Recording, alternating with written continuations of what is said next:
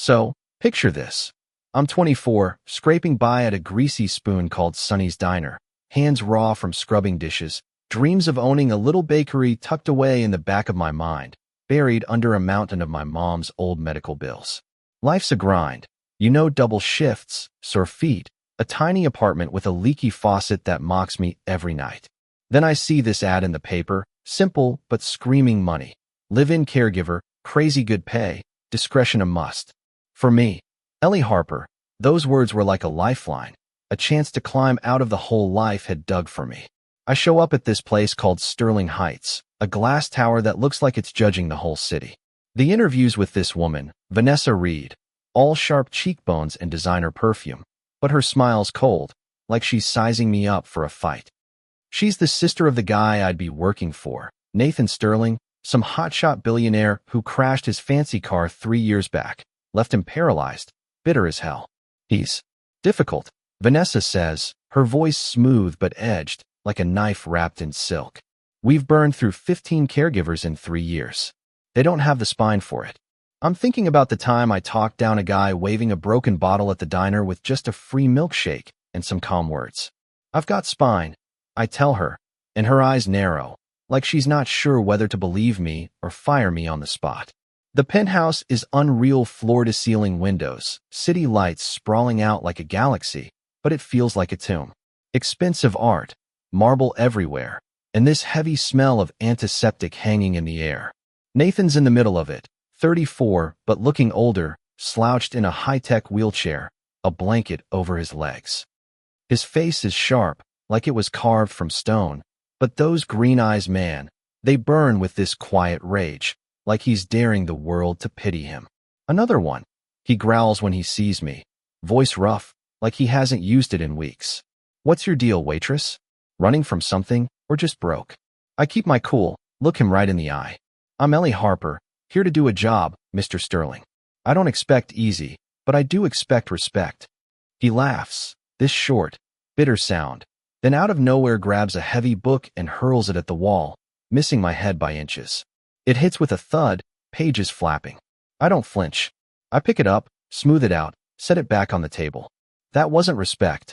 I say, calm but firm. Don't do it again. He stares at me, and for the first time in years, Nathan Sterling doesn't have a comeback. That first year? Pure hell. Nathan's a master at getting under your skin. He'd mock my diner apron, my cooking, even the way I tied my hair back, like it personally offended him. He'd accidentally knock over water glasses, make me clean up, then demand a different meal just to toss it aside. He was waiting for me to snap, to quit like the others. But I dealt with worse drunk customers, my mom's slow fade in the hospital, so I just kept going, steady, professional, like his tantrums were background noise. I'd mop up the spills, cook something new, never give him the fight he wanted. It drove him nuts, which, honestly, was kind of the point. Then, little by little, things shifted. One rainy day, I catch him staring at a bookshelf, his jaw tight, frustrated because he can't reach the top shelf. It's got these old adventure novels, dusty, untouched. He'd never ask for help, pride's all he's got left. So I grab a stool, pull down Treasure Island, and set it in his lap. Thought you might like it. I say, casual, like it's no big deal. Rain's gonna stick around. He glares, doesn't touch it for days, but one morning, I see it open, a bookmark halfway through. Then there's his nightmares, bad ones, where he's back in that car crash, screaming, sweating. First time, I run in, and he yells at me to get out. I don't. I just stand there, quiet, until he calms down. Next time, I bring water. By month 6, he lets me sit nearby until he falls back asleep. He never says thanks, but his barbs get softer, less venomous. A year in, Vanessa and her sleazy husband, Paul, show up, all fake concern, talking about Nathan like he's a kid who can't hear them. Don't worry about the company, Nathan, Paul says, patting his shoulder like he's petting a dog. We've got it handled. Vanessa chimes in. Just rest, dear. I can see Nathan's hands grip the wheelchair, knuckles white, hating their pity more than his own pain. After they leave, the penthouse feels like a pressure cooker. I take a chance. I start baking, just simple chocolate chip cookies, the kind my mom made when life got heavy. The smell fills the place, warm, alive, cutting through the sterile air. I set a plate next to Nathan with a glass of milk. Go away, Ellie, he mutters, but his voice cracks, like he's fighting tears. My mom said cookies can't fix the world, but they're a start. I tell him, then walk away. An hour later, the plate's empty. That becomes our thing twice a week. I bake something, muffins, a lemon cake, anything to push back the darkness.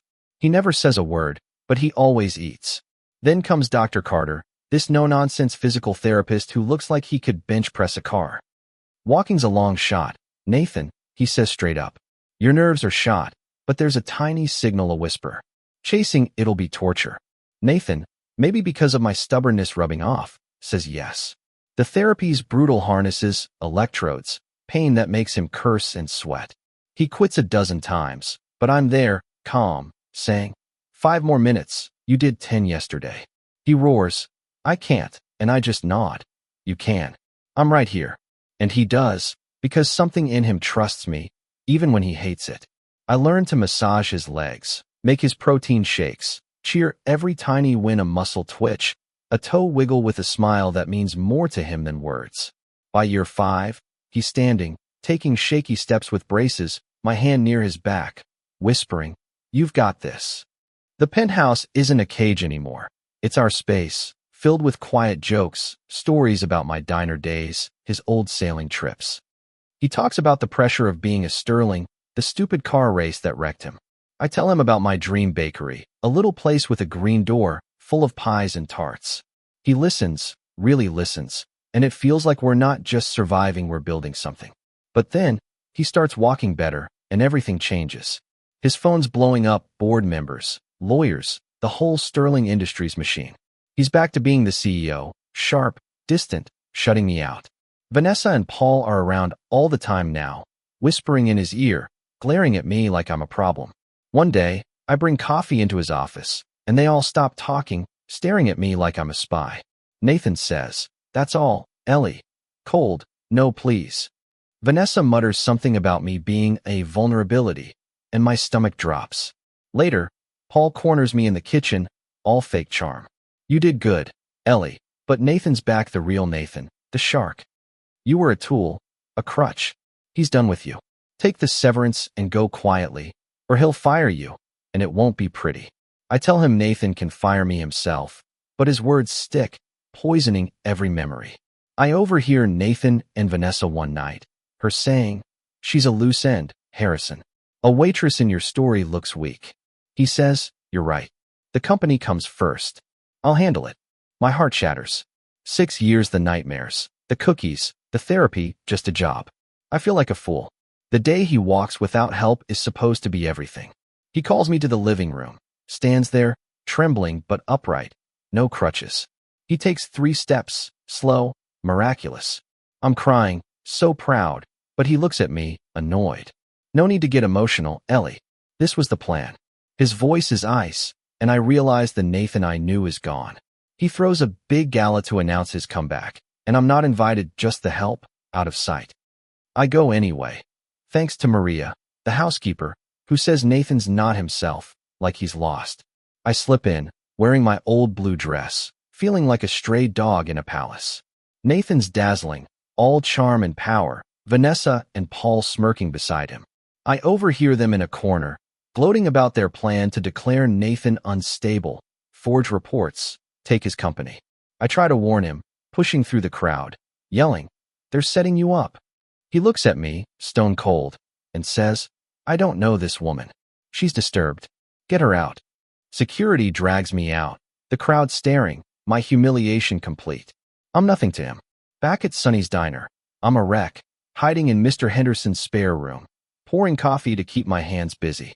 But Maria was right. Nathan shows up, still in his tux, leaning on his cane, looking like he hasn't slept in days. Ellie, he says, voice breaking. It was a lie, all of it.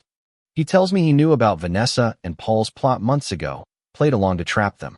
Hurting me was the hardest part, but he had to make them think he'd cut me off, to protect me and catch them off guard. At the gala, he played the footage of their scheme, got them arrested. You weren't a job, he says, tears in his eyes. You saved me, Ellie, not my legs, my soul. He slides over a deed, the storefront next to the diner, with my name on it, for my bakery, Bought months ago when he knew he'd have to hurt me. I held on to your dream for you, he says, and I see it, the regret, the love, the real Nathan. I take his hand, not because it's perfect, but because it's real. He didn't just take back his empire. He fought for us, for what matters. So what do you think? Was Nathan right to break my heart to save his company, to save me? Could you forgive that kind of betrayal, even if it was for love? Drop your thoughts in the comments. I want to hear your take. If this story hit you, give it a like, share it with someone who loves a twist, and hit subscribe for more real, raw stories like this one.